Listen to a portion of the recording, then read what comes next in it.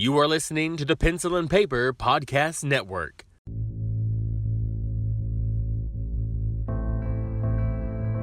You're listening to the Horror Ramblings Podcast, the show about all things horror.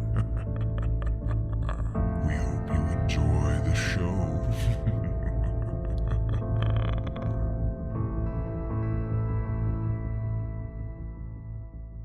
Hello, all you ghouls and ghoulettes out there in the horror world. We hope you're having a frightful day. Is that cheesy? I feel like that's cheesy. Anyways, it's the Horror Ramblings Podcast, guys. You know the show. If you're listening, you're listening. I'm going to just come out real quick and say, I kind of screwed the pooch last week.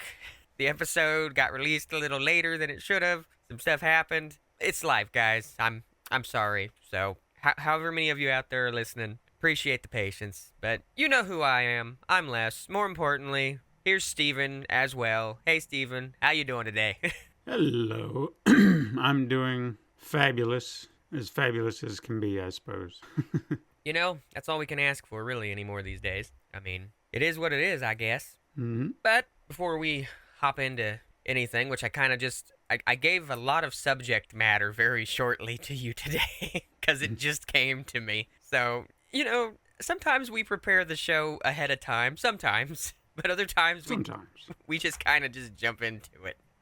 But before we jump into anything, anything new, any kind of news that you'd like to kind of put out there or anything? There was one story that really caught my eye this week because we had been talking about this film, which is yet to come out, and apparently it has been announced already that the director, or I guess producer, somebody, whoever's behind it, is planning something bigger. But I think it's the director, Reese Frake Waterfield, who's directing Winnie the Pooh, Blood and Honey, has apparently stated that all of the public domain characters that they're making horror films out of, Bambi, The Reckoning, Peter Pan, Neverland Nightmare, it's going to be a cinematic universe of public domain horror franchises, so we may get to see Bambi versus Pooh Bear because that's what we've all wanted.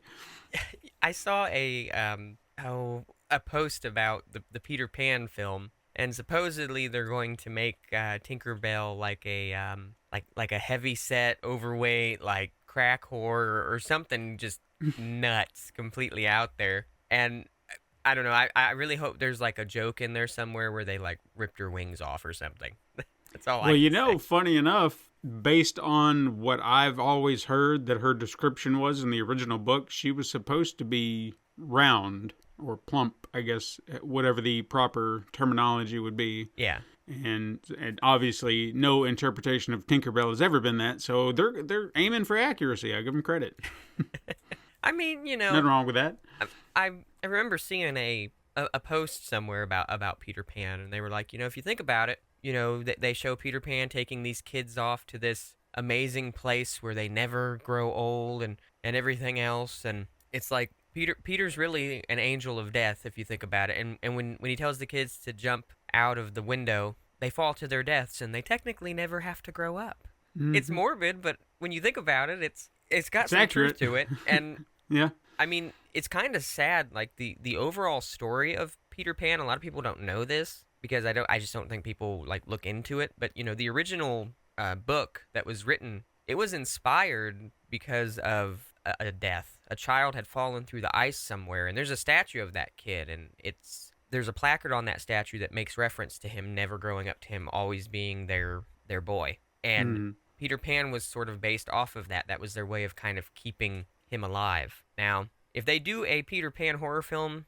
I really like the thought process of, there was a story that some people had talked about a few years back where it would be interesting if they did a take where Peter was actually the villain and the Lost Boys would grow up eventually. And when they would get too old, like Peter was the only one that would not grow. But when the Lost Boys would begin to grow up and get older, Peter would kill them. And yeah, I remember hearing something about that. And the story was that Captain Hook was one of the Lost Boys that escaped Peter, and Captain Hook really wasn't a bad guy. He was trying to take down Peter Pan, and all of his pirates on his crew and everything are all lost boys that escaped from Peter. See, now that would be an interesting take I'd love to see on the big screen that no one has ever tackled, because it's always Peter Pan is the good guy. Mm-hmm. And even when they've tried to make Hook more sympathetic, they've never reached that angle. It's always like, oh, but Peter, he's just a boy. He's living in Neverland, and he's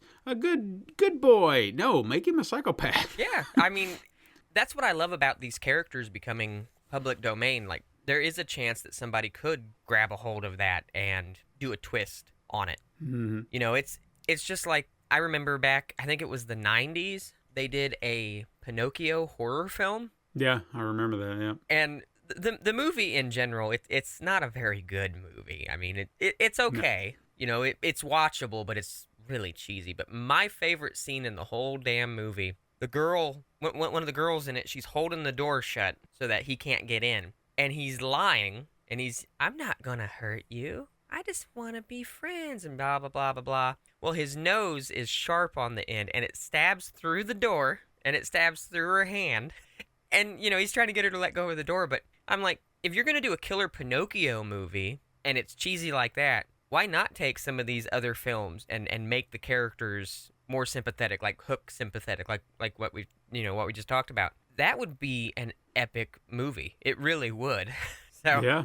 I'd be all for it. And I don't know, something about Bambi. I know we've talked about The Rock before, and you've kind of talked about, like, the one thing that you kind of don't like about him is it's like every movie he has to be the tough guy. He has to be the, you know, I think he's a decent actor. I do like him as an actor, but I kind of find that hump hard to jump over as well when he's not ever vulnerable in films. Right. But on Saturday Night Live, they did a Bambi parody. I don't know if you've ever seen it, but it's him as Bambi. They just have deer antlers on him. And it's like a cheap feel parody. like I remember. Yeah. They have deer antlers on him, and they have a nose, and he's getting revenge on the hunters who killed his mom. And it's like an action movie. And I gotta admit, it's hilarious. And if they decided to do a whole movie on that, like a Bambi action movie parody, I'd be okay with that too. So Sure. But I mean, I love being able to look up characters and things like that are public domain, because there's a lot of characters out there that you could really do an interesting take on who have become public domain. And if Disney doesn't get it figured out, which they normally go to Congress and, you know, they get laws passed, Mickey Mouse is supposed to become public domain in 2024. Yeah. Now, of course, you know, that means anybody can use him. Disney can still use him and make money off of him, but that means other people can too. Now, there are trademarks and things that will limit people to a certain degree. I don't know all the legal jargon and all that, but it would be pretty cool if, you know, come 2024, we get all these movies in a universe, and you see Pooh Bear, you know, fighting Bambi, and then all of a sudden you just hear in the shadows, "Well, hi everybody," and Mickey just it would be messed up. Mickey just pops out and he's covered in blood, like chips missing out of his ear or something. I'd be all for that. So Sure. I don't know, something. I don't see Disney allowing that, though. No. They're going to do everything in their power to prevent Mickey Mouse from becoming public domain. Oh yeah, yeah. I mean, that's the character that built that entire empire. There's no way that they're going to let that go easy. And if they do get put into a corner, I'm not sure what they're gonna do exactly. I mean, they could change Mickey a little bit, get a new copyright, make it just different enough, and you know, we could have a different mascot for Disney. I don't see that ever happening, but you know, it's one of those things. And Disney practically owns everything now. You know, I see all this talk about, you know, monopolies are a bad thing. Well, it kind of feels like that's what Disney's becoming. So. Oh yeah, they're most definitely a monopoly. If they could get their hands on more, they will. Yeah, and I mean, in a previous episode, we talked about, you know, Warner Brothers, and it would be interesting to see their take on combining Marvel and DC. That would be cool to see. Well, you know, funny enough, I actually read something that kind of updating to that little tidbit that I threw out there. Oh yeah? It seems that there may be more going on behind the scenes. Now, this is rumor. I have no proof of anything, but it seems that the rumor is from a reliable source within the company, according to this rumor, is that Warner Brothers' plan with DC and even Harry Potter right now is to plan a reboot, to do a few interesting aspects to kind of entice or to at least show that the product or the IP are still viable, lucrative resources. Yeah. And then hopefully that will entice buyers to come in and swoop them up. Now, apparently from the bits that I've heard, Universal is eyeing Harry Potter, and Apple and Amazon could be the potential buyers for DC. How true this is, I have no idea. But apparently that's what all these reboot ideas are all about. It's a plan to entice buyers. Now, I hate that, especially with the DC stuff, because you're basically saying that everything that was announced recently doesn't matter. Could maybe not happen. Yeah. But again, this is rumor. I don't know how true any of this is. Now, so and with the Harry Potter stuff, you know, they did some other films that didn't have to do with the original story, you know, like Fantastic Beasts and all that. And those films did okay. You know, they didn't do phenomenal. But remaking that entire franchise, to me, that sounds like a bad idea. It just, you know, but all of the iconic actors and everything that were in the original films, you know, a lot of them are gone now, and you're never going to recreate that experience like it first was, because even kids today, like little kids, they still find those films interesting. And I feel like just rebooting that all is going to be just a big mistake. Now, I know that they have actually talked about, you know, so in that universe, there is Hogwarts, there's that school. There's also an American campus of the Wizarding School. There's different campuses of this Wizarding School. Who says that Hogwarts is the only Wizarding School that had a really crazy villain? Right. Why not tell stories in other places? Keep it in that universe, but tell other stories. Like that's my thing. I would absolutely agree with that. It's almost like the Star Wars problem is you have this entire universe you've created, yet you don't want to stray away from the familiar. It's like you've got all this, you could start something completely different anywhere in the world with different characters and build your own lore around that because you've already established it. Why not do that? Yeah. That's the thing that kind of bugs me about Star Wars from time to time. It's like, yes, I love familiar characters, but you have so much you could do in different parts of the world, in different aspects, avenues. It could be comedy, it could be horror, it could be anything. Yeah. Star Wars horror. Holy shit. Dude, I want to see that now. They've done some cool comics of there's a virus that goes through the Star Wars universe, basically turning people into they're like force zombies. It's the weirdest shit ever. But could you imagine stormtroopers just ripping somebody apart? I mean, oh, come on. It would be amazing if Disney would allow it, but I feel like they're so like, I mean, I was like surprised. they just don't want to. I was surprised when they did that What If story. Yeah. With the zombies What If story. I was really surprised that they allowed that to happen. And the fact that they're continuing on, they're actually going to make a series of it. I was like, hell yes. Yeah. Finally. It's one of those things. Disney's usually pretty good about taking and allowing franchises that exist to kind of continue doing what they're doing, and then Disney doesn't put its branding on it quite as much. You know, think about it. Prey is technically in a roundabout way associated with Disney to a degree. Mm-hmm. And yeah. Oh yeah. Absolutely. the Alien universe is as well now. You know, Disney put Deadpool and Logan on Disney Plus, and when parents got mad about it, I got to give Disney props. They were like, "We're not your kids' parents." That's what the parental guidance thing is there for. Exactly. You can put locks on it. They have it. You have to put in a password. It's frustrating, but you know what? If you don't want your kids watching it, there you go. Yeah. Problem solved. But I'll give Disney credit there. They were like, hey, we're not watching your kids for you guys.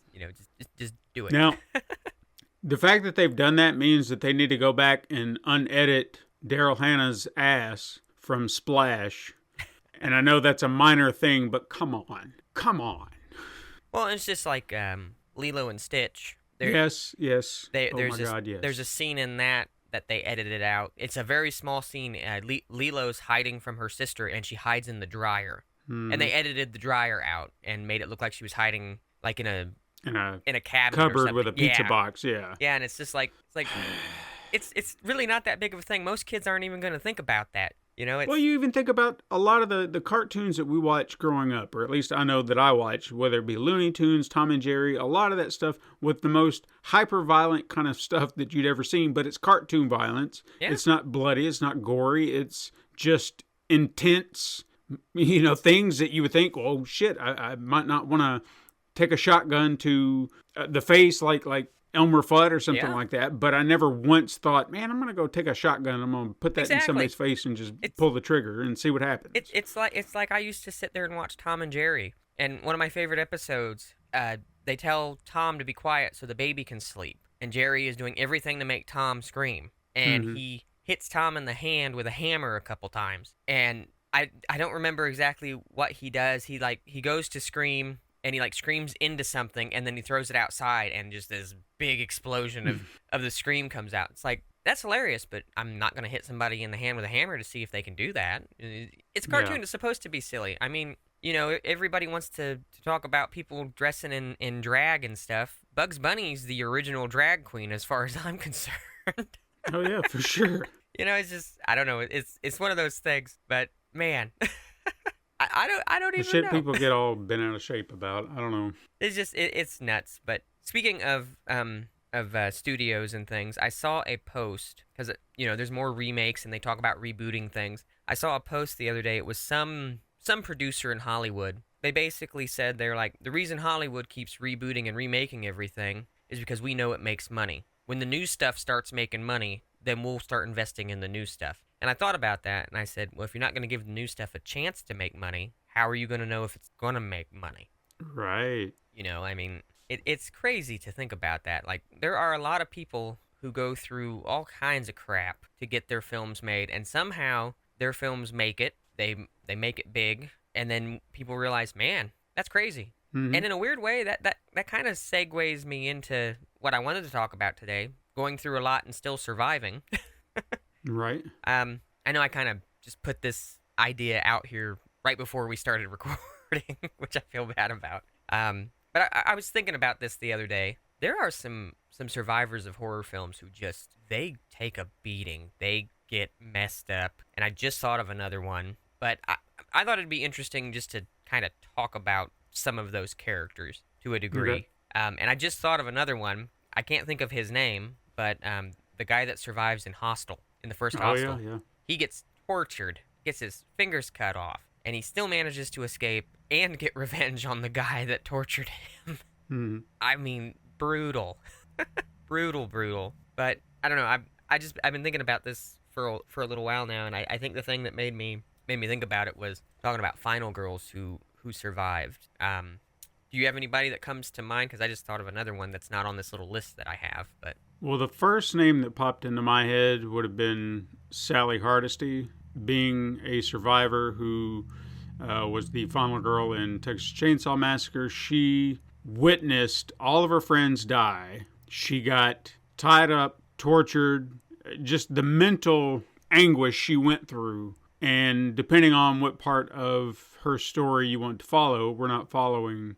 I don't like the Netflix version, as we've mentioned so far, because no, absolutely not. So I like to think that the proper follow-up to her story was in Texas Chainsaw Part 2, also directed by Tobe Hooper, that she went mad in an insane asylum and then went catatonic. So while she may have survived the horrors of what she witnessed, this cannibal family who chopped up and ate her friends on just a basic drive into the country, messed her up so bad that she spent the rest of her days in an insane asylum. That's fucked up. Yeah. And I know she survived, but so she wasn't killed, but it's what it did to her long term that I feel like that put her through the ringer more than anybody. I can definitely agree with you on that one. I mean, just thinking about anybody would go insane. Yeah. And I think a lot of it is when it's off screen, like, it happened to her, but when when you just have a vague idea of what happened to the character, you don't see that. Yeah. I feel like that messes with you even more. Oh yeah, for sure. I just thought of someone, another final girl who I wouldn't say in the first movie she went through, and people might disagree with me on this one, Sidney Prescott from Scream. Mm-hmm. The first Scream, yeah, she did go through a decent amount, but to me it was as it progressed more through the franchise, she kept losing everybody she loved. Mhm. She found out her, half-brother that she didn't know about was a killer. Yeah. She loses Dewey, which was somebody she always had, a really good friendship with, and her own niece tries to kill her. Yeah. I mean, supposedly Sydney's not going to be in the next film, which I'm cool with. Supposedly, but there's all this speculation of, yes, she has this happy life somewhere else finally, and there's other speculation that what if Sydney snapped and she was the killer, and that's a long stretch, but Hmm. to me, there's a lot of off-screen stuff that I've always wondered about with her. I've always wondered all of the mental strains and all the nightmares and everything else that she probably had, because you know that before she became who she was in these last films, the strong person that she was, there was probably a part of her that broke, Sure. and we don't see that part of her, and that just, I don't know, that really gets to me. So. Hmm. But Sydney's one of those. I actually had somebody else from Scream. I had one character from the 2022 Scream movie, and I just Chad Meeks. I don't know a whole lot about him other than he was stabbed 7 times and he managed to survive. Sure. That was one I kind of put up there. And they are bringing back. She was a fan favorite in Scream 4, I think it was. Kirby. That was her name. Kirby. Yeah. Kirby's coming back for this new Scream. And she takes a pretty good knife to the gut.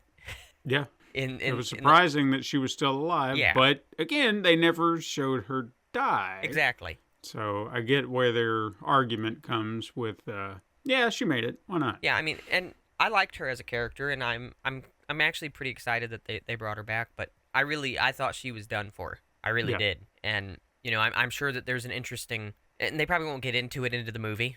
They might touch on it a little bit, but I'm sure there's a whole big interesting story behind how she survived and everything. That's the thing about it for me, I guess. You see these characters go through all this crap, and you're wondering how they survived, and that's what to me really puts it into a perspective. It's like the I Spit on Your Grave movies. Those are brutal movies, and those women managed to survive. Mm-hmm.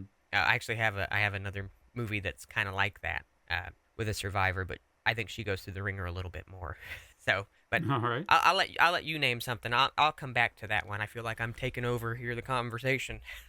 Well, no, because I'm still trying to make sure that I'm coming up with good options here because, all right, here's a good one that I really didn't think about, but this would be kind of an off the wall, but if you talk about somebody who's been through it and survived every single movie, Reggie from Phantasm. Yeah. He has been on the hunt for the tall man for decades, and he is practically the only one left between, I mean, I guess Mike has kind of been there, but he's kind of been off and on. Reggie's been like the main focal point for the most part, and he's always on the run, can't settle down. I mean, you think about that. What toll would that take on you after 30, 40 years of trying to track down your nemesis, trying to kill them, never being able to relax, never being able to take a break. And even when you try to have a moment, because, Reggie being the ladies' man, he's always trying to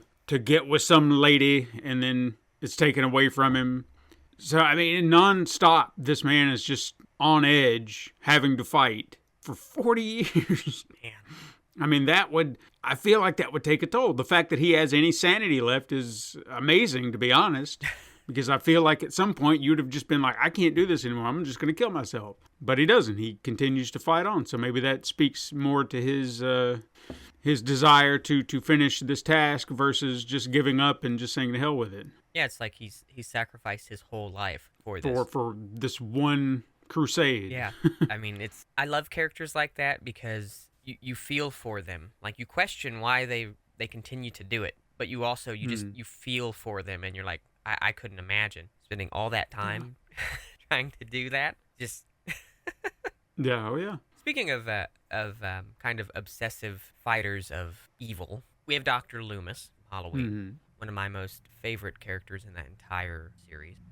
Donald Pleasance, I believe. Yeah. Yeah. We lost him back in the 90s. Sucks. He was just fantastic. He definitely went through the ringer, and Halloween 2 really makes you think we're not going to see Loomis anymore, but we continue to see Loomis for quite a while. The man is almost like Michael Myers himself in the sense that he survives a huge explosion.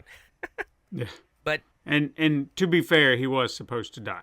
yeah, I think that was one of the things where they realized that he was a very popular character, and they were like, we can't just kill Loomis off. But to see the way that he becomes throughout that film series, whoever wrote Loomis throughout the films, even different writers, I feel like they were all pretty on point with him. Yeah. And I think a lot of it boils down to just Donald Pleasance was a fantastic actor. Yeah, oh yeah. And seeing his portrayal of Loomis, it's like every film you just see him descend further into this obsession, almost madness, at stopping Michael Myers. It's like he feels like he's the only one who can do it. Mm-hmm. And like I've thought about that a lot. Just imagine, just like you were talking about with the tall man. Just imagine spending all that time and all that energy just fighting towards something. Like, it makes you feel for him. And I can't remember which one of the films it is. It's when Michael's starting to come after his niece. They lure him in, and Loomis, I keep wanting to say his actual name. He drops a like a chain net. It's a weighted chain net. It falls on Michael and it kind of weighs him down. And he grabs a board and he just starts beating him. And he just keeps telling him to die, to die. And I mean, he beats Michael till he is exhausted and he like falls over. Yeah. And I think the thing that kills me the most about it all is, and I believe it was one of the final films with Danielle Harris in it, if I remember right. He thinks that they've won. He thinks that they're safe, and she comes down and she had done what Michael did. She killed someone. And to me, you kind of know it's going to happen because she's got a costume on that looks just like Michael's did in the first film. And you're like, wait a minute now. But watching all those movies and watching Loomis and then seeing that ending, that kills me even to this day because I think about it. I think about what he had to live with and how guilty he probably felt. Like, yeah, he survived, but was it for naught? You know? It's terrible. Yeah. Oh, yeah, it's horrible. I mean, especially considering he's been trying to prevent that from ever happening again. And it just, the circle of life came right back around and it was like, well, shit. So another one survives. Yeah, it's I always come back to this newer trilogy they did, in Halloween Kills. Evil dies tonight. Evil dies tonight. Evil never truly dies. And I feel like Loomis would have descended into madness because he saw that firsthand. He thought he stopped evil, but evil just transferred to something else. Sure. And yeah, I guess this list is more of characters who survived, and they might have gone through a lot in the films, but you really stop and you think about what all they actually went through even after the films. Yeah. Oh, yeah. And Loomis, though, just fantastic character, and even to this day, it still just kills me. So, but I'll let you, if you've got one that comes to mind. Trying to decide which one of these I want to do first, because I found two that I think are good. Surprised we haven't overlapped yet, because I'm thinking of some, but I have some on a list here. But all right, I'm trying to think of ones that maybe I wouldn't immediately think about, and why that sounds like because we could obviously go through the basics. We all know the final girls, the big survivors. We know what they went through, but I'm trying to think outside the box a little bit. And I found one that I think this one would not immediately be someone you would think about, but it comes from a great movie. And if you think about all the shit this person went through, absolutely, he survived, luckily, in a situation that, honestly, maybe he, in a real life situation, he wouldn't have. And that would be Chris from Get Out, played by, oh Christ, I can't think of his name. Daniel Kaluuya, I think is his name. I believe so. I'm probably saying it wrong. I apologize. That's my bad. But anyway, you take a look at that situation from the get-go. He's already kind of in an awkward situation. I say awkward in the sense that I guess it's an awkward thing, but in this day and age, I feel like it shouldn't be anymore. And that is a biracial relationship. I feel like it's such commonplace that it shouldn't be a thing. Yet there was even just a movie that came out not that long ago on Netflix called You People about that very same thing. And what was funny about it is I watched it, I was like, I've never been one to think, man, I'd never date someone outside my race. But at that same time, as I'm sitting there watching it, I'm like, I'm kind of glad I didn't, because not that I have a problem with it, but the mother in that film of Jonah Hill made me go through some very emotional feelings, going, holy shit, this is what my mom would have done to this poor girl if I'd have dated anyone outside my race. Yeah. And I don't know if I could have done that to her. I would have felt so bad that I put her through that. That's the problem I'm having with it. Yeah. So, not that I wouldn't have, but I saw my future right then and there, the alternate future had I dated a black girl. Yeah. So I'm just like, Jesus Christ. Anyway, in this, obviously, he has a white girlfriend, and she has uppity, upper-class parents, and he's worried, obviously, what they might think of him. And the movie goes through him pretty much finding out that the family is putting their friends' brains into young black men and black women's bodies to keep them alive, which is just bizarre. But then what makes it even worse is you find out the twist that his girlfriend is in on it. He was just a ploy to get him there. So she's been baiting all these men, and whoever's been baiting the women. That's the other interesting question. Who's been baiting the women to get them there? Because we never found that out. I wonder if her one brother maybe. Oh, yeah. I didn't think about the brother, yeah. Might have. The thing I found interesting about that movie, just real quick, it was like, and I know this sounds awful, but the family treated people like items in the regard of, he sees the video because there's a video about it, and it's, at this current time they were using African American people, but you find out like this many years ago they were using like Native Americans, or they were using like, yeah, it's whatever's in style to them at the time. And the film does a great job at really playing on the awkwardness, and he thinks that they're just a bunch of racist old white people because at the party they're asking him like how athletic he is and this, that, and the other, and all these things, and it's coming off as like these people are kind of racist, but they're just treating him like a new car, and they're trying to see what all features he has. Yeah. Drives me crazy, but as you were saying. But yeah, I mean, throughout the film, we're not only seeing him having to deal with racist people, which we're not black, we don't know what it's like, so I can only imagine what that is like, having to deal with those type of questions, those type of people who ask those stupid questions.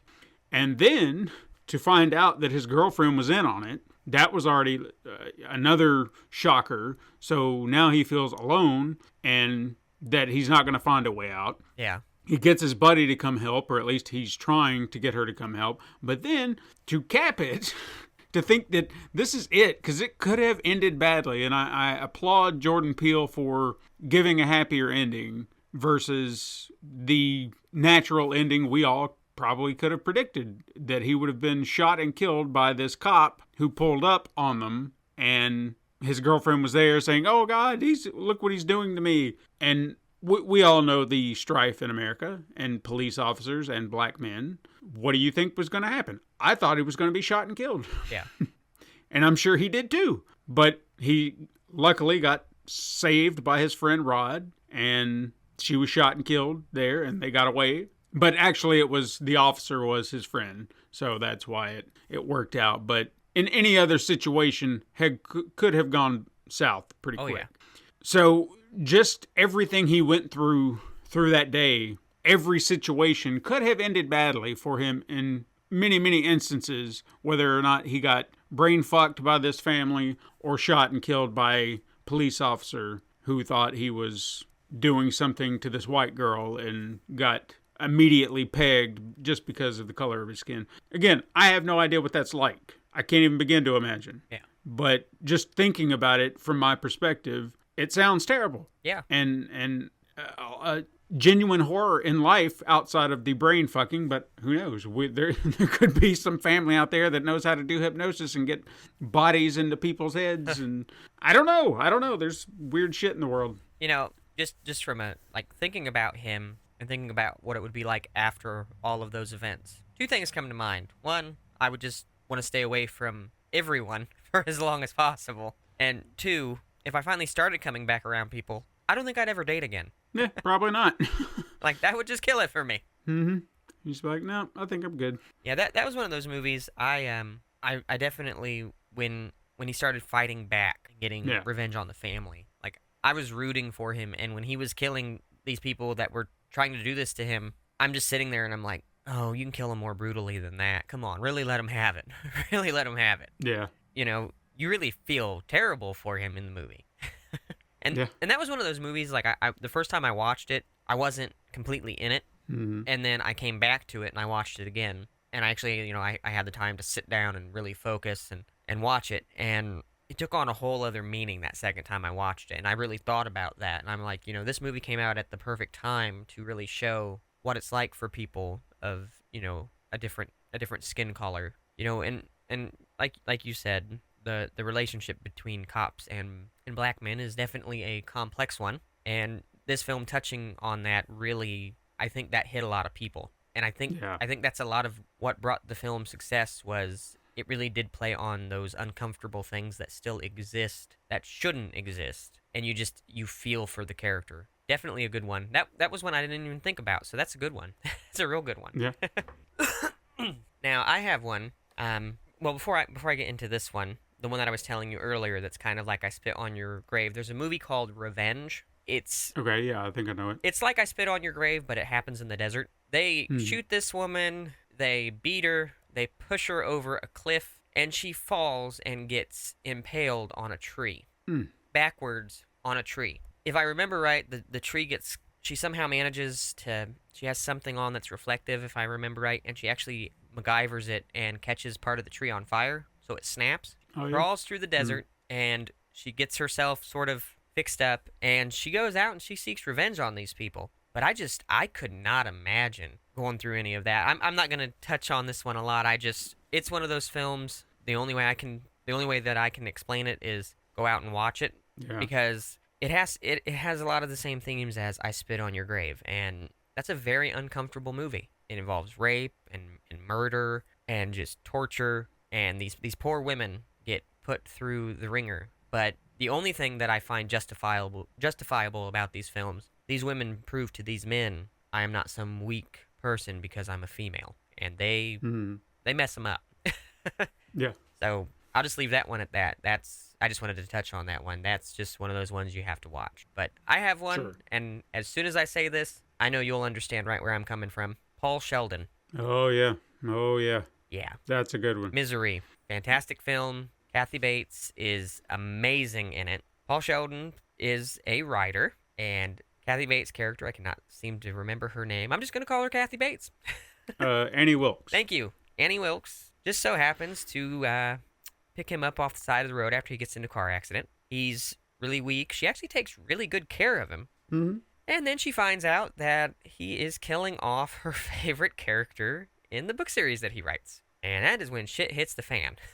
She decides that he's going to rewrite it. And they go through all their trials and everything. And she always just seems really menacing in it. Yeah. You don't necessarily think she's evil. You just think she's nuts. And then we get to the hobbling scene. Mm-hmm. And for any of those of you who don't know, just Google it. Just Google it and watch it. She puts a board between his legs and breaks his ankles with a sledgehammer. And that was the moment in that movie where I knew that she was just evil, because she was so cold and calculated. No emotion. There was no anger in it or anything else. You progress further into the film. I mean, she shoots a police officer in it. And that still isn't as I know this sounds awful. To me, that still wasn't as shocking as when she did that to him. Yeah. And he eventually escapes. He has to beat her to death with a typewriter. He beats her to death. Let me get close and say this. He beats her to death with a typewriter. That is brutal. And he's in a wheelchair when he does this. Mm-hmm. And to me, the thing that really cements how much he suffered, how crazy he went, was at the end of the movie when I think he's talking about the book, and he's in a public place and he thinks he sees her, and he freaks out about it a little bit. You know, that's a psychological thing with him now. Yeah. He is going to forever be worried that she is somewhere there ready to get him. And that's the thing that drives me the craziest about it, and I have a hard time wrapping my head around. She took good care of him, because she really did. She took good care of him, and there really is a part of the film where he seems like he's really thankful to her Sure. for caring for him, and then it takes that dark turn. To me, I feel like he thought she was just an eccentric woman who was taking care of him, had nothing better to do, and he really thought the roads were bad and that he was stuck there. So he made the best out of it. And then it made that turn and things went nuts. So not only is he, afraid of the fact that she's still out there even though he knows she's dead, he's also got to live with the guilt that he's killed another human being. And even in all of that darkness and just horribleness that she put him through, he does still remember that she did care for him, and he probably would have died if it wasn't for her. And I don't think she would have killed him. I don't think she was ever planning to kill him. When he was trying to kill her and get away, she did try to defend herself, but I don't think she would have actually killed him. Would she have maimed him terribly? I mean, she already did. Would she have gone even further? Probably. Maybe. But yeah, Paul Sheldon's just one of the, like, to me in that universe, he's sitting in his home alone with a bunch of bourbon bottles, freaking out still after all this time. Like, that's how I picture him. But, he survived, but with psychological scars that are never going to go away. Sure. So, definitely going to put him on the list. I'm going to one-up you on that one. Oh, my. All right. Okay, because this one came about in my head, and I thought, holy shit, this is probably one that no one thinks about, because she's fairly new to the horror genre as a character in a long-running franchise, and I feel like she's been through more hell than most, and that would be Nika Pierce from the Chucky franchise. I was going to guess that. Because she first appeared in Curse of Chucky. I think that was 2013, 2014, somewhere in there. Whatever year that came out. I know it was like she's in the aughts. She's in the wheelchair in that one, right? Yes, and she's already disabled. She had, I don't remember if it was an accident or something that left her paralyzed, but her mother's been taking care of her. And she didn't ask for this. She can't help the situation she's in. That's just the way it is. And obviously when Chucky gets involved in her life, we find out they've got a history, or he has a history with her mom. Technically that's right, Chucky's responsible for her being paralyzed because he stabbed the mother in the womb. That's what it was. I remembered. And so from that point on, I mean, she overcomes the odds in that moment with surviving Chucky, but then what happens at the end of that movie? Well, they deem her crazy because she says the doll did it, and no one believes her, so they lock her away. And then we follow her through to Cult of Chucky, and she's still having to argue with people, hey, Chucky is real. And you'd think there would be records of this where people would be like, oh yeah, I did remember hearing about the doll, the killer doll thing. Yeah. And there could be some viable truth to it, but no one wants to believe her, so they think she's nuts. She has to continue to fight Chucky, and now in this film, more than one Chucky. Then she gets her mind invaded by Chucky, so now he's partly in her head. Then when we see her in Chucky, she's still combating this dual identity where Chucky comes out when he wants to, and then she pretty much blacks out. She doesn't know what's going on because when he's in control, she's like in the dark. And by the time this first season, spoilers if you haven't watched it, by the time the first season ends, Tiffany has chopped off her arms and legs to ensure she's not going to make another escape attempt. So she's still surviving after all this time. And she is a victim of circumstance. She didn't ask for any of this. Think about that. She was put in this situation, no fault of her own, all because somebody met the wrong person. And she's suffering the most out of any character out of this franchise. And I would say even more than Andy and, what's her name? I can't remember her name. Shit. Andy's foster sister, whose name just eludes me. Go ahead and scream it at your phone, because I can't remember. Christ, it'll come to me eventually. Kyle. For some reason, I was wanting to say Alex, but it was Kyle. But yeah, she's still alive, and Just, granted, I know they were trying to make things better for her overall by the time season 2 of Chucky ended, but how can you just forget all that and move on with your life? You have been delimbed and psychologically tortured by multiple people. Chucky, Tiffany. I could honestly see her figuring out a way to put herself in a doll That would be cool. and coming back. And I mean, they body switch at this point. They really do. Mhm. So I mean, I could see it. And you just made me think of another character from what you said with the limbs. All right, so here are a couple of clues about Okay. the character I'm thinking of. And you'll probably get this one fairly simple, I'm assuming, because Okay.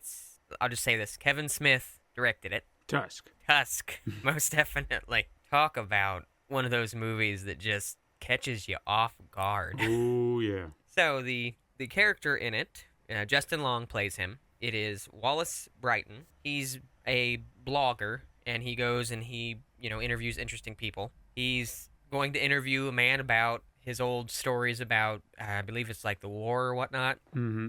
And this guy befriended a walrus, and he wants his walrus back. So it starts innocent enough. He tells the guy he's going to have to, stay there because something happened. Next thing you know, Justin Long is missing a leg. And come to find out, he says, "Oh, you got bit by a spider. I had to cut it off before it spread." First thing that went wrong, and you're still thinking this guy's just nuts. Well, as we progress further, he performs surgeries on him, everything else, and he makes him a skin suit that resembles a walrus. Yeah. A crazy premise, most definitely. Justin Long's character basically, toward the end of the film, embraces that he's a walrus now, and he kills the guy. The thing that's really messed up about the ending, though, is they find him, and his girlfriend throws him a fish, and he lives in a little nature reserve. Because why wouldn't you? Yeah, that's one of those characters. The best thing they could have done for him, probably at that point in time, is pull a Jeff Goldblum in The Fly and just end it. just put the poor guy out of his misery. Because I mean, I guess if they pulled him out of it and everything, he'd never be the same. No. Ever. Not psychologically or anything. And I believe that he was so combined with the suit that it probably wouldn't have worked to pull him out of it. Yeah, no, I think that dude is completely fucked for the rest of his days. Yeah, like, I think that's the thing that really got to me about it was the ending. Like, he's still there, just being a walrus. Mm-hmm. And, she wants him to remember her, his girlfriend or whatever, she wants him to remember her so bad. And you kind of feel like he does a little bit, but you can tell his humanity's completely gone. Oh, yeah. It's just, man, that movie's so nuts. But I have to admit, I love Johnny Depp's performance in it, and everybody forgets that he's in it. Yeah, because he's not even technically credited in it. He's credited as the character, if I'm not mistaken. Yeah. And he was also in another movie called, was it Yoga Hosers or something of that nature? Mm-hmm. It's another Kevin Smith film. And he's the detective in it as well. And I freaking love him in that as the detective. I don't care what anybody says about Johnny Depp. I don't care if... I know that whole Amber Heard, Johnny Depp thing was a big mess. And, there's people that are so against him and everything else. But I'm going to say this much. As an actor, man, he is just phenomenal. And I don't care what anybody says. And I feel bad for saying this.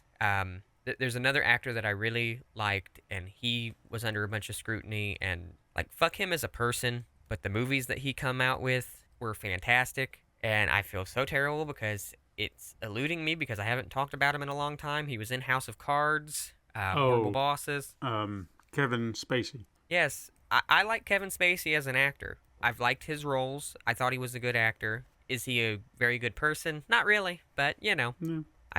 I know I might get some hate for that, but... Oh, no, I mean, he's a in... garbage person, but, I mean, you can't deny that some of the films he was in were good. I mean, take a look at Seven. Which we could honestly use that as some reference. Yeah. For certain characters. The detective in that who, what's in the box? What's in the box?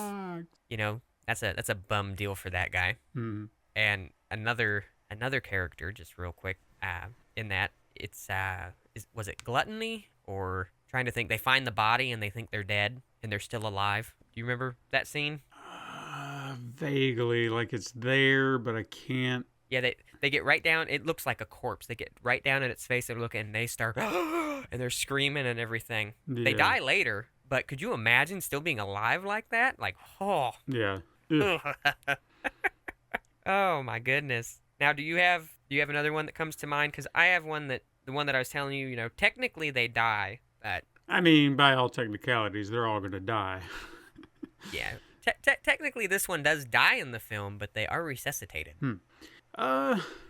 I mean, this might be a stretch, but I feel like it's given the performance that was given in the film. I feel like it's a fair one to point out, and I'm gonna say Wendy from The Shining, because Shelley Duvall, for whatever reason, I feel like she's gotten a bad rap over the years.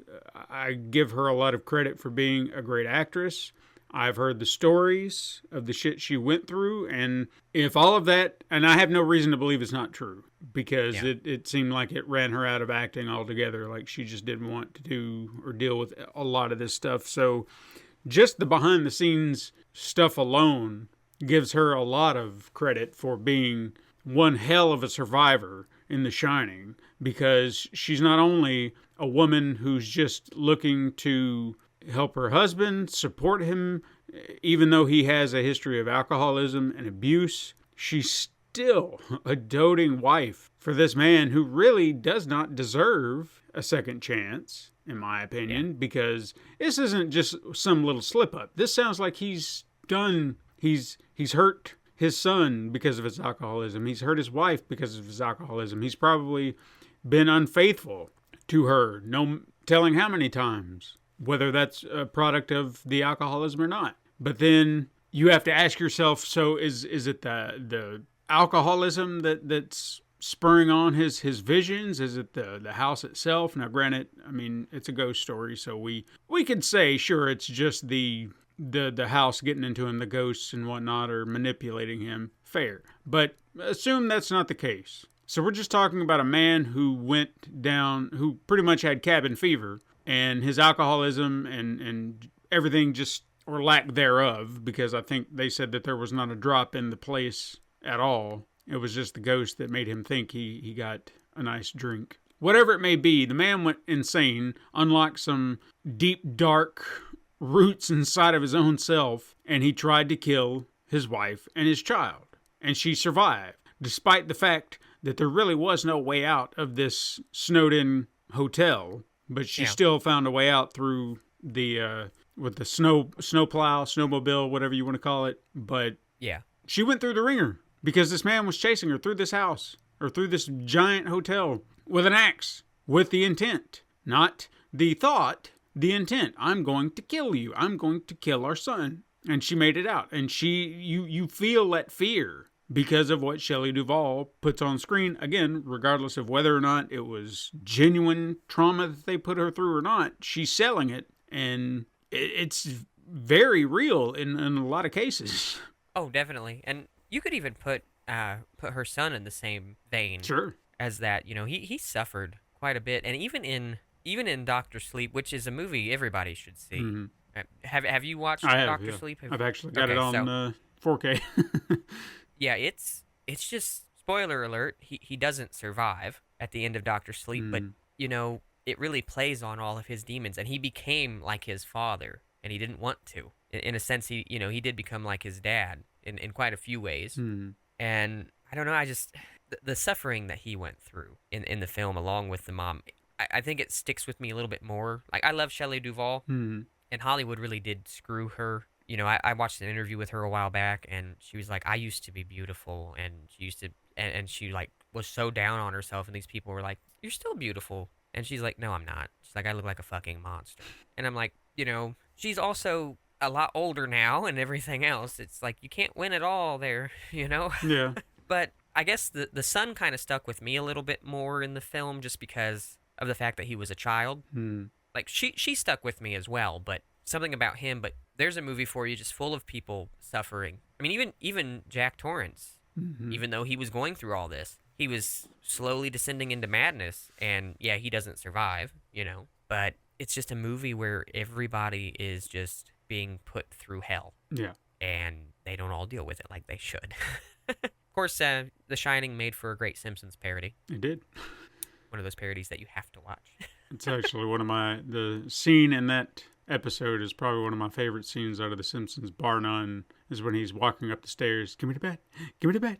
Give me the bat, bat, bat, bat, bat. And then looks at himself in the mirror. Cracks me up every time. I have that as a ringtone on my phone, and I like when he's in the freezer and he's like, eating, too busy to kill right now, and they all pull him out. And if you pause it and you see all the monsters and stuff that pull him out, you've got like Freddy, Jason, Frankenstein's monster. You got all of them pulling him out, which is hilarious. I like when he's hacking through the doors. And the first door he cuts through. Here's Johnny, and he's looking, and there's no dope. And then I think he does like the 60 Minutes bit when he's finally there. Yeah, David Letterman. Hi, David. I'm Grandpa. Dope. Freaking classic Simpsons, you know? I mean, come on. It's just like the Flanders. We need to do a Treehouse of Horror episode, because now I'm thinking about the Treehouse of Horror episode with Flanders where he's a werewolf, and at the end they're like, oh, so you were going to kill us, and they're all laughing about it. Yeah. Just freaking great. Now I've got one. This is the one that I guess technically she does die. She gets put through some hell. Okay. Mia from the Evil Dead remake. Oh, yeah. Come out a few years back. Not only does she get raped by a tree that goes... And it's a lot different than the original movie. In the original movie, the tree's actually physically... This is like a tree snake-looking thing. Goes up her leg, and the whole thing goes up in there, and she doesn't let out any sound until it gets all the way in there, and she's like, oh! And the next thing you know, she's possessed and everything else. Everyone else goes through their possession and everything. They kill her and bring her back to break the curse, only for it to turn on them because it rains blood and one of the demons comes out, and then she's forced to battle the demon. That's got one of my favorite scenes in it. She's like hiding in part of the cabin, and the demon's got like a machete, and it stabs it through the thing, and I think it goes like through her knee. Yeah. And it's just, brutal. And then it tips the car, and she rips her hand off, and they, make sure to zoom in on it. Mm-hmm. I mean, she was already struggling enough. Yeah. The whole reason they went out there was so that she could detox. And then you go through all this, they bring her back, she thinks everything's good, her brother gets killed. I mean, technically through some of the film, she's not really there, but... Yeah. And she's... the brutality that everyone goes through in that movie is...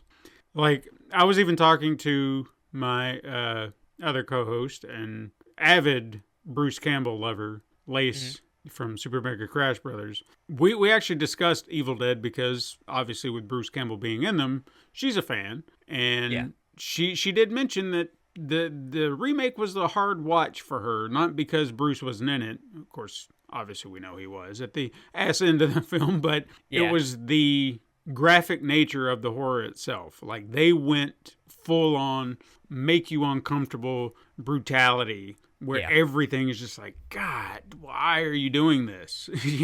And she says it's a hard watch for her, and I get that. It was brutal. Oh, don't get me wrong. There were there's two scenes in particular that every time I see them, I still go, oh. And it's the scene where she takes the box cutter and she splits her tongue. Yeah. And she goes, now kiss me, you little whore, or whatever she says. And that brutal enough. And the other scene that I'm morbid, so I got a laugh out of it. It's when the girl's arm is starting to become possessed, the one girl's arm, and she's got the electric knife, and she cuts into her arm, and she walks out, and it's hanging just barely on there, and she's like, I was able to stop it, or whatever she says, and her arm, this is where I'm a little messed up. Her arm is just barely hanging when she says it, and then it falls on the floor. I chuckled in the movie theater, loud and obnoxiously, because I found it morbidly funny. I can see that.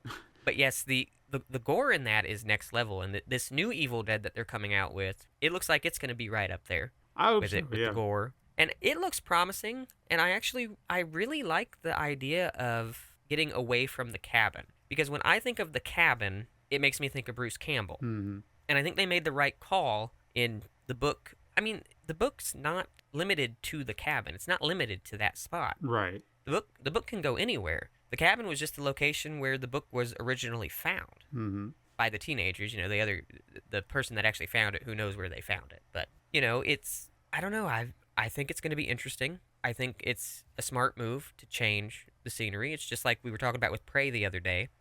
They changed the time. They changed a lot of stuff around. Take these concepts that exist and change them a little. See what happens. Sure. So, but no, yeah, I would definitely give her a shout out as far as a character who went through quite a bit. It's just like the film, oh Lord, the girl basically gets Stockholm Syndrome at the end of it. They're out in the middle of the forest. Oh God, I can't think of it. You probably know what I'm talking about.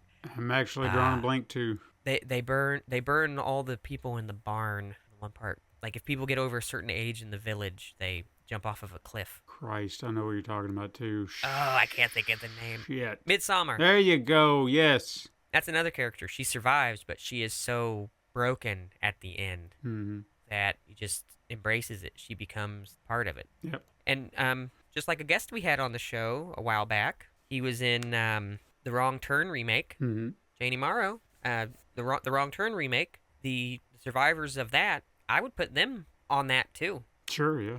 For going through a lot, especially the one guy, because he decides he wants to stay. When she's planning her escape, he decides he wants to stay, that this is where he belongs. Yeah. And, I mean, you have to be, I mean, your mind has to be completely broken, you know, to get to that level. So I would definitely put them up there too. And then I have one more that I want to shout out, but if you have a few more, go ahead. I've got one more as well, and I know we brought this one up a few times on the show, but for the sake of this particular topic, this is on point as you can get, and that is David from The Mist, played by Thomas Jane.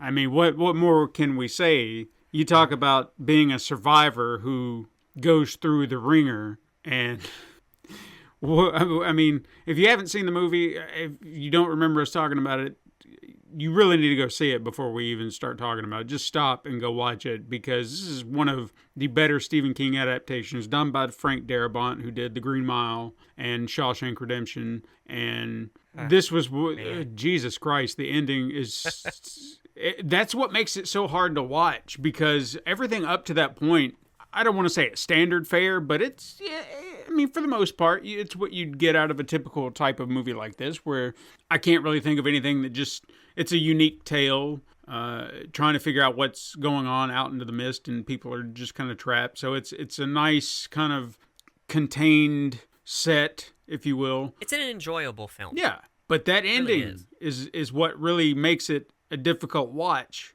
when you know how it ends, because you're like, I'll watch everything up to that point, but damn, that ending is so rough, because it just seems like everything's over. You know, they ran out of gas, they were on the run, they finally got out of the grocery store, and what do? It's just like, we're gonna die anyway, fuck it, let's just kill each other and just be done with it. And David kills everybody, gets ready to out of bullets. Out of bullets. And what happens? He gets out to let the creatures kill him, because everybody else is saved, and he's just gonna accept his fate and just die along with everybody else, but he's going to let the monsters tear him apart, and then he's saved by the U.S. Army, who've killed off all the creatures, and you're just like, oh, shit. And I think for me, the worst part of that is, you know, he's holding his son, and he's hugging his son, and then it goes to the outside of the car, and you see you hear the pops of the gun, and you know that he killed his kid first. And it's literally, it's not even like 5 minutes after he does it,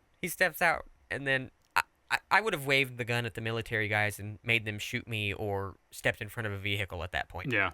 And that's what makes it so impactful, is the timing of it all. If it would have been something he did initially and then they said, well, days had passed, well, sure. But the fact that it was almost immediate, like he had just done it, and then they're just like, oh, and by the way, you're saved. And you're like, what? And if they'd have just waited, and that's what you continue to tell yourself, man, if you just waited, but you didn't know. They didn't know. And that's what makes it so rough.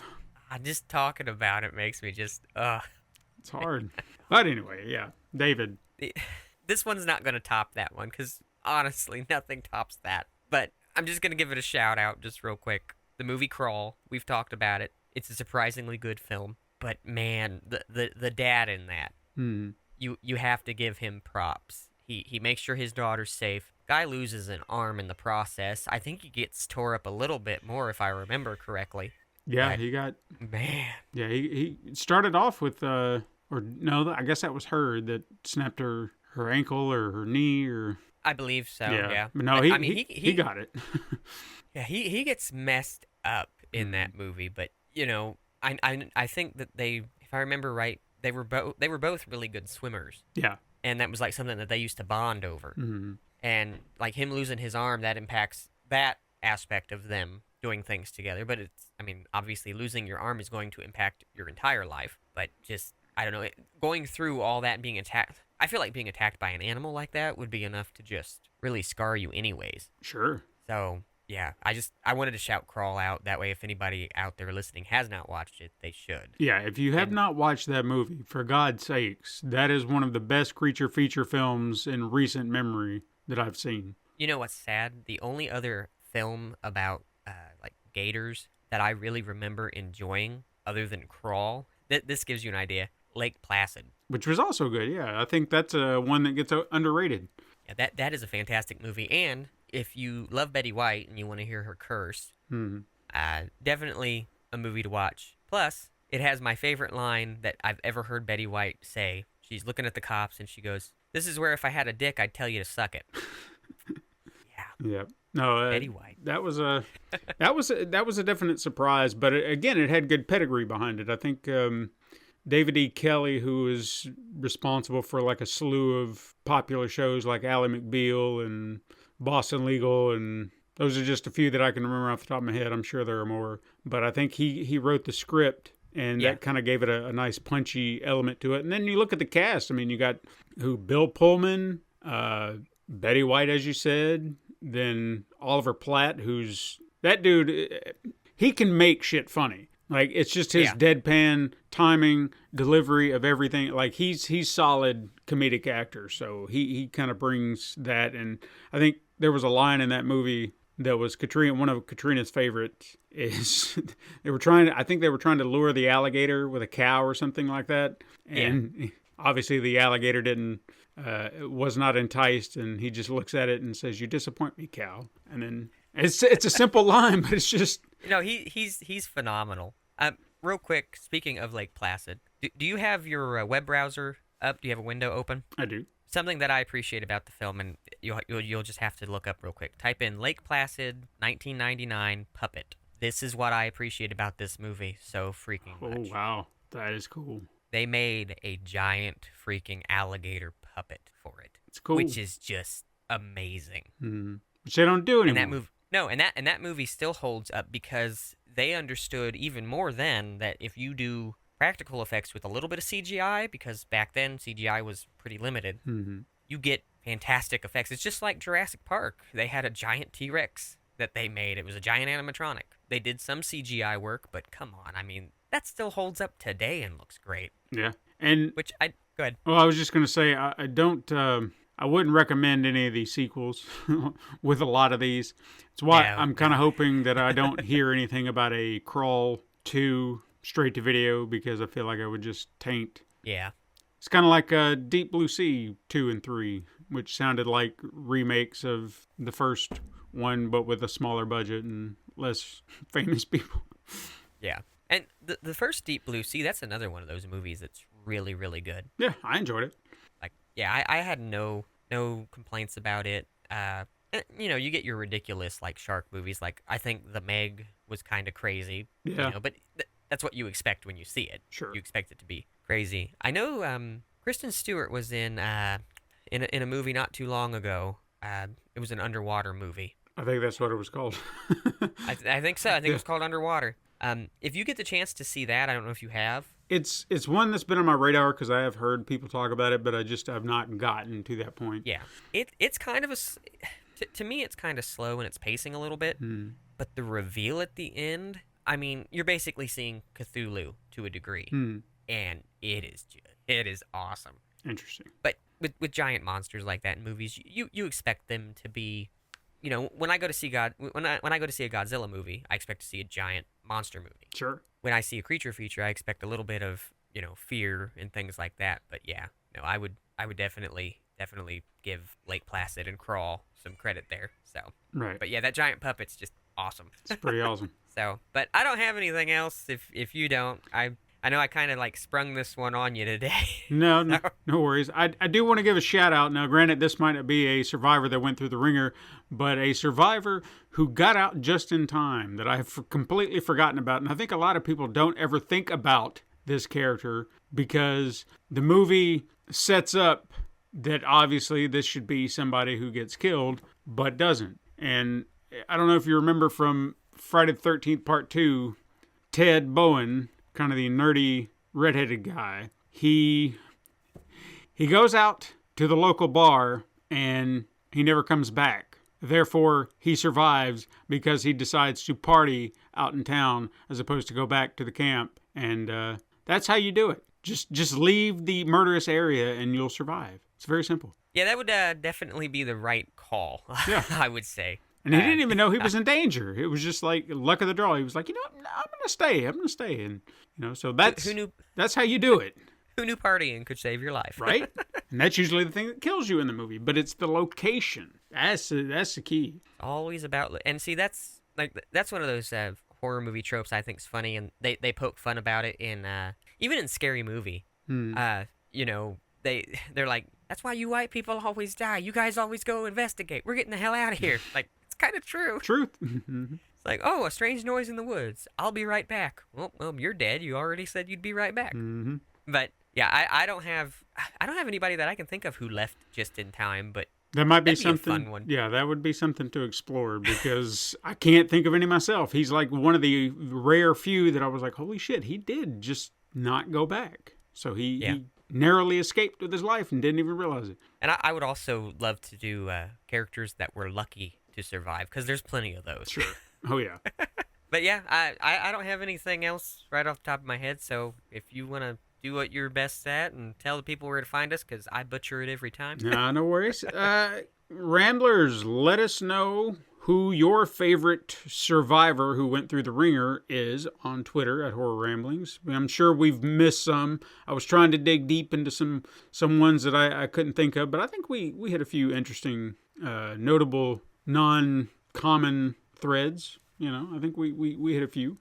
If you've got more to say and a tweet's just not going to cut it, send us an email at horrorramblings@gmail.com. If you want to discuss horror with like-minded individuals, join our Facebook group or join us in the Ramblers room on Discord. I've been putting up trivia every day over on Facebook, so it's definitely something to kind of keep it interesting over there. You can find us on Instagram to see an assortment of images if we ever decide to post. We're doing terrible at that, but we're trying. So, if you're feeling generous and want to support this show and other shows like it financially, head on over to patreon.com. Chuck in a buck and help this show grow along the way. You can leave a review on your favorite podcasting app, one of those 5 stars. You can leave us a review. If you want, you can answer our polls and questions on Spotify, or if you just want to keep up with all things, go to pencilpaperproductions.com/horror-ramblings. Links are in the show notes for your convenience. And remember, guys, stay spooky out there.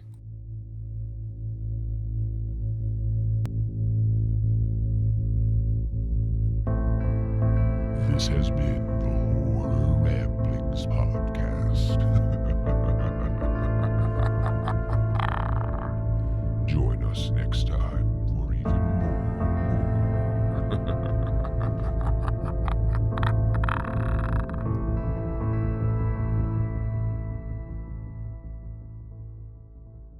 This has been a Pencil and Paper Podcast Network production.